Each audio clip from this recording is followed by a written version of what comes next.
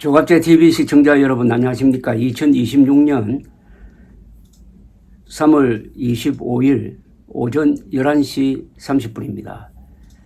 요 이틀 사이에 트럼프 대통령의 말을 따라간 사람들은 헷갈려가지고 뭐가 사실이고 뭐가 거짓말인지 모르는 일종의 공황 상태에 빠졌을 가능성이 있어요.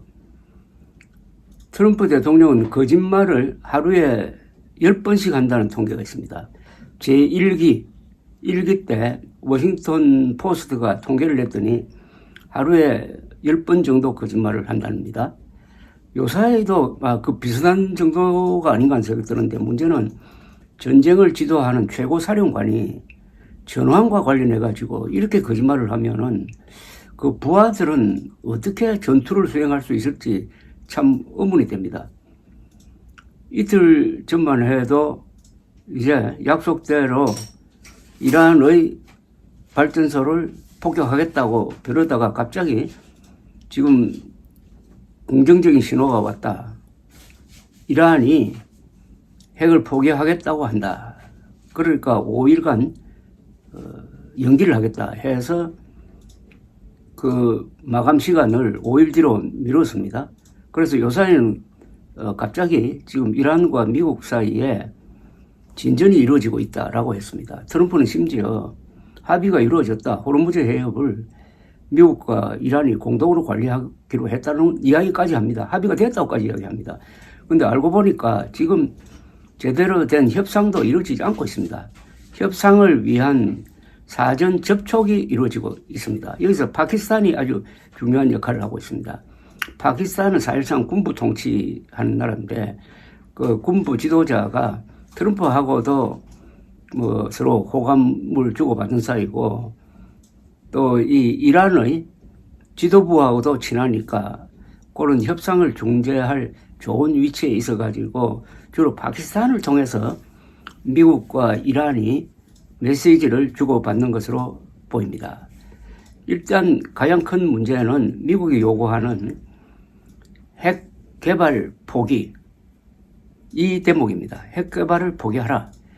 그리고 지금 농축해 놓은 450kg 정도 되는 농축 우라늄을 말하자면은 포기하라.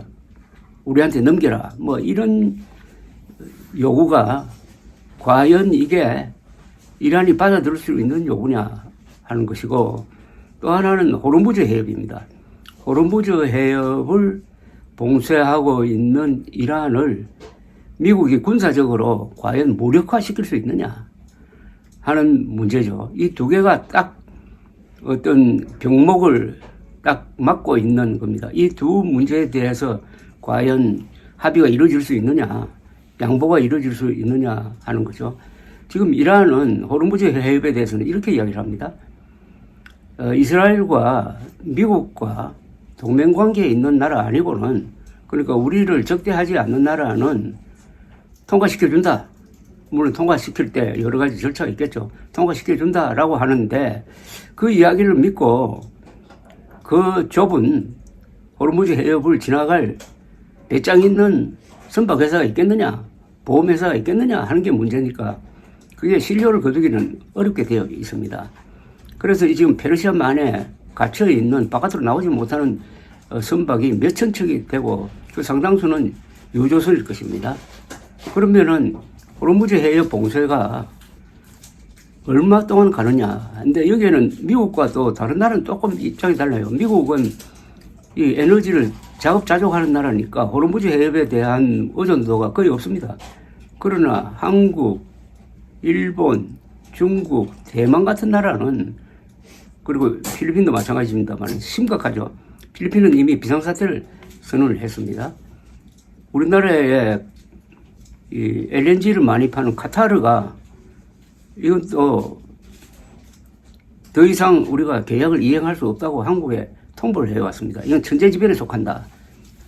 그러니까 우리는 책임이 없다. 이런 식으로 나오고 있는데, 이렇게 되면은 이 LNG로 돌아가는 발전소라든지 여러 가지 타격이 생기지 않을 수가 없죠. 우리로서는 미국과 달리 이렇게 장기적인 호르무즈 해협 봉쇄는 견딜 수가 없습니다. 우리로서는 이게 국가 생존 문제가 되었습니다.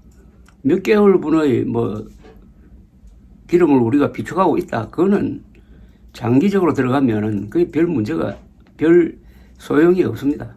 또 석유는 당장 어디서 수입할 수 있는 그런 게 아니고 다 장기 계약으로 석유가 움직이게 되어 있습니다. 지금 석유 값이 배럴당 70달러 하던 게 100달러까지 올랐는데 그 가격 문제가 아니라 석유를 구할 수 있느냐 없느냐의 문제입니다. 딱 1973년 제1차 석유 파동이 났을 때의 상황입니다. 그때 석유 값이 배럴당 한 2달러 했습니다.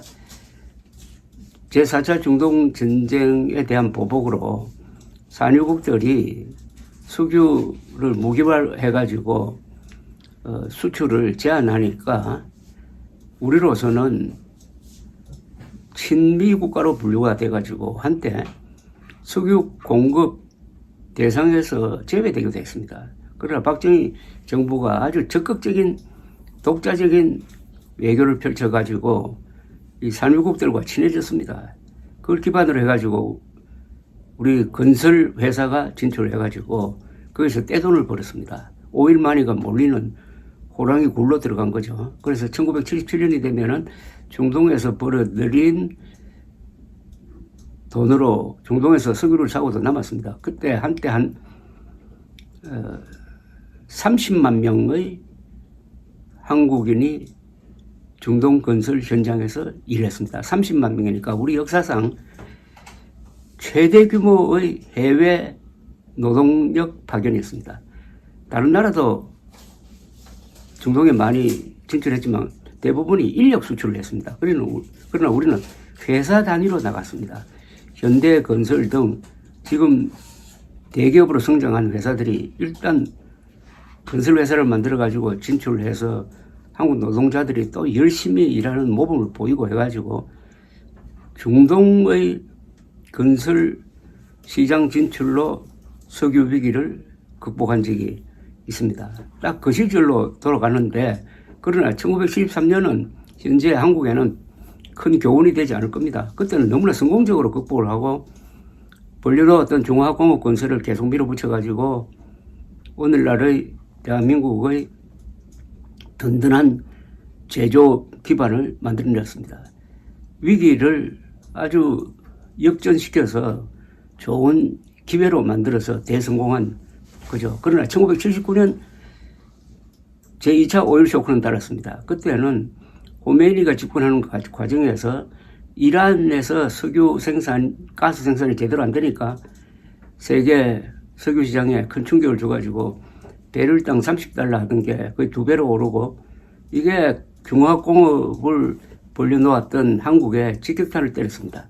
그래서 물가가 한 40% 오르기도 했고 이게 경제 불황을 가져오고 또 사회 불안 그리고 정치 불안 그게 부마 사태 11.6 사건으로 이어진 그런 경험이 있습니다. 그럼 지금 진행되고 있는 것은 분명히 이게 제3차 오일 쇼크로 나중에 이름을 붙일 것으로 보입니다. 호르무즈 해협입니다. 문제는 호르무즈 해협을 그러면은 어떻게 할 거냐. 지금 미국은 해병대도 보내고 공수부대도 보낸다고 합니다. 한 여단 규모의 병력이 되겠는데 합치면 한 3,000명 된다고 그래요. 3,000명을 따라서 비행기도 오고 함정도 옵니다. 자, 이 사람들이 그럼 호르무즈 해협을 장악할 수 있느냐 하는 데 대해서는 군사 전문가들은 회의적입니다. 공격을 해가지고 일시적으로 장악할 수 있을지 모르지만 호르무즈 해협이 너무나 좁은데 거기에 계속 미사일 쏘고 드론 날리고 하면은 누가 그 해협을 지나갈 수 있겠느냐 하는 거죠. 호르무즈 해협에서 유조선이 지나갈 수 있는 그 항로의 너비는 폭은 한 3km밖에 안 됩니다. 제가 1982년 초에 유조선을 타고 그 해협을 지나간 적이 있습니다. 이란 쪽은 완전히 절벽입니다. 그 절벽도 어마어마한 크기의 절벽인데 거기에 무슨 배를 갖다 붙일 것도 없고 거기에 딱 대포 포대를 딱 만들어 놓으면은 바로 눈앞에 지나가는 유조선을 맞출 수 있고 요새 뭐 드론 있고 미사일이 있으니까 훨씬 공격 수단이 다양해졌습니다. 그러니까 군사적으로 미국이 호르무즈 해협을 장기간에 걸쳐서 자유통항을 보장하는 것은 거의 불가능하다 하는 게 군사 전문가들의 이야기입니다. 자, 이래 되면 이제 이란은 미국의 급소를 잡았습니다. 또 미국은 이란의 급소를 잡은 거죠. 지금 방공망이 다 와야 돼가지고 마음대로 지금 폭격을 하고 있습니다. 군사시설, 핵시설을 마음대로 폭격을 하고 있습니다. 이걸 언제까지 견디느냐? 이란은 언제까지 얻어맞을 수 있느냐? 그 저력이 과연 있느냐?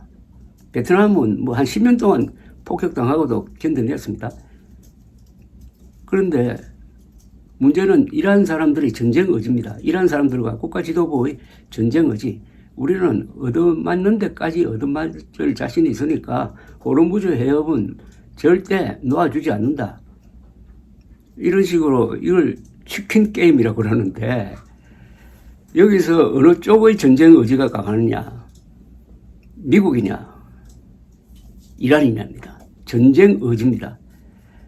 월남에서는 전쟁 의지에서 미국이 먼저 무너졌습니다. 한 5만 명 전사하니까 미국 여론이 바뀌고 정치가 바뀌고 해가지고 더 이상 월남전에 개입할 수 없다 해가지고 손들고 나왔습니다. 그게 1975년이었습니다. 약 300만 명이 월남전에서 죽었다고 합니다. 미군은 약 5만 명 죽었습니다.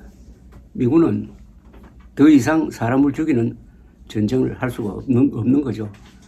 만약 미국이 육상에 병력을 보낸다. 그래서 이란 전쟁을 지상전으로 확대시킨다. 그건 아마 불가능할 겁니다. 정치적 이유로 불가능한 거죠. 군사적 이유도 지금 미국의 지상군이 몇십만 밖에 안 됩니다.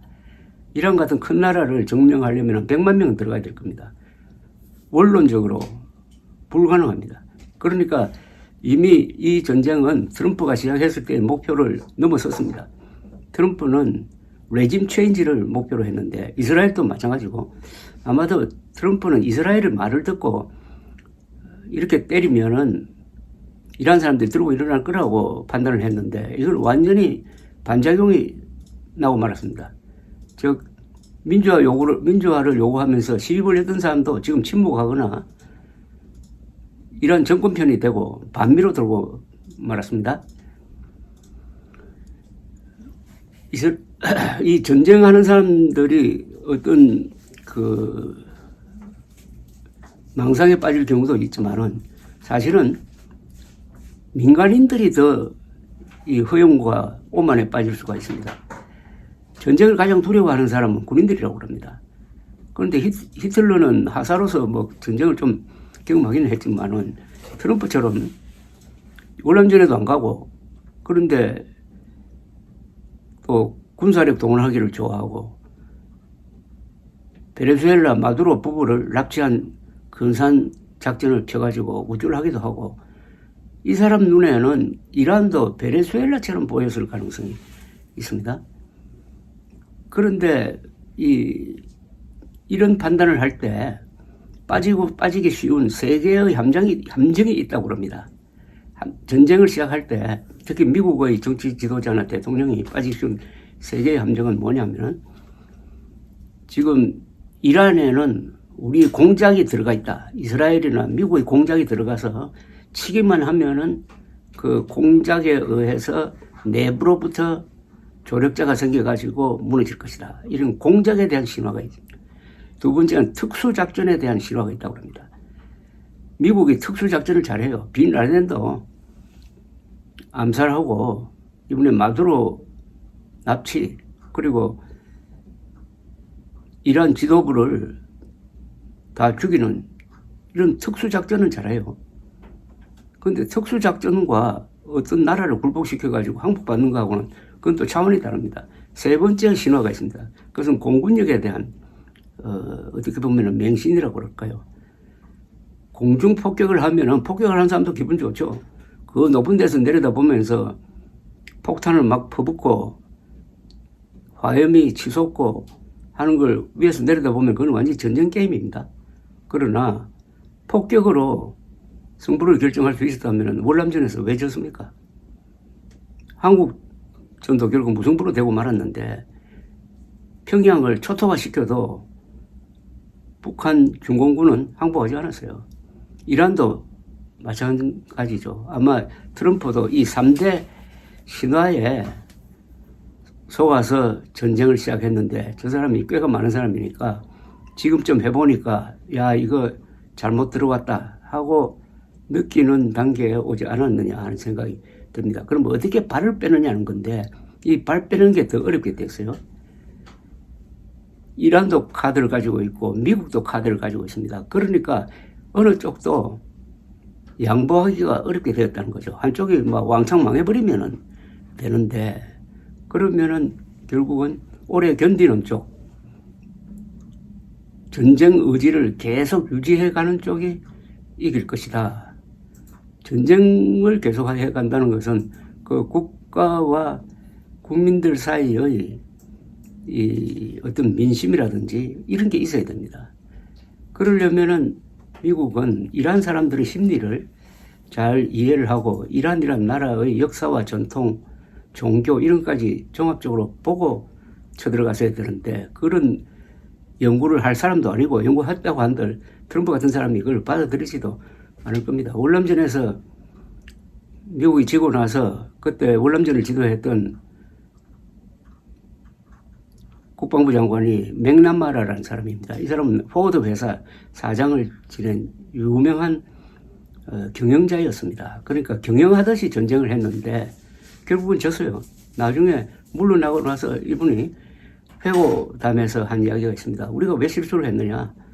베트남의 역사 그리고 민족 전통에 대한 연구 없이 들어갔다가 이렇게 졌다. 똑같은 실수를 지금 트럼프가 하고 있습니다. 다만 트럼프는 아직까지 지상군을 투입하지 않았습니다. 그래서 미군의 전사자 수가 지금 10여 명밖에 안 됩니다.